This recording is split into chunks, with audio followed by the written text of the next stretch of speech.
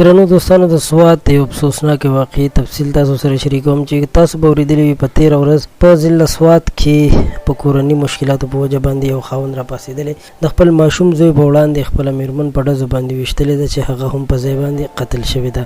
په تفصیلاتو کې ویل کېږي چې دا واقعه د سوات ضلع په منګور علاقې کې مخې ته راغلې ده چې دغه وړوکی ماشوم خپلې مور سره روانو او خاوند یې پرې ډزې وکړلې. د سوات پولیسو په خپل بیان کې ویلي دي چې دا واقعه د سوات په مصروف ترین چوک بڼ چوک کې مخې ته راغلې ده او د دغه خاوند نوم یې اختر علي دی. ویل کېږي چې د ښځې او خاوند په خپل منځ کې کورني مسایل چلیدل چې په دې باندې ښځې خوله اخیستله او دغه کیس هم په عدالت کې روان و چې په دغه دوران کې خاوند په غوسه کې راغلی دی، په تویش کې راغلی دی او خپله ښځه یې په روانه لار کې په ډزو باندې ویشتلې ده چې ښځه هم په موقع باندې وژل شوې ده. پولیس په خپل بیان کې زیاتوي چې ملزم یې ګرفتار کړی دی او د ملزم نه نور تحقیقات هم کیږي.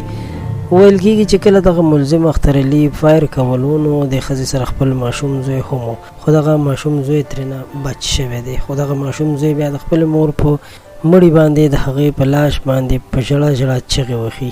دې منظر موږ ډېر زیات خفه کړلو. په پوښتنو باندې څه شوي دي؟ یقینا چې ډېر ظلم زیاتی شوی دی.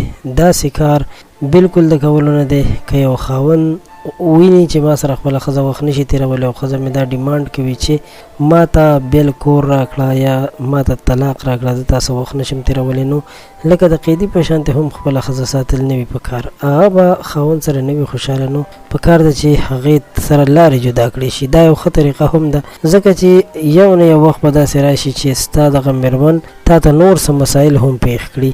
نو په دې وجه باندې هم دې ته خیال کول پکار دی چې خاوند او ښځې وخت نه تېرېږي نو پکار ده چې لارې جدا کړي. خو داسې ظلم کول چې هغې باندې ډزې کول ویشتل بالکل نه دي پکار.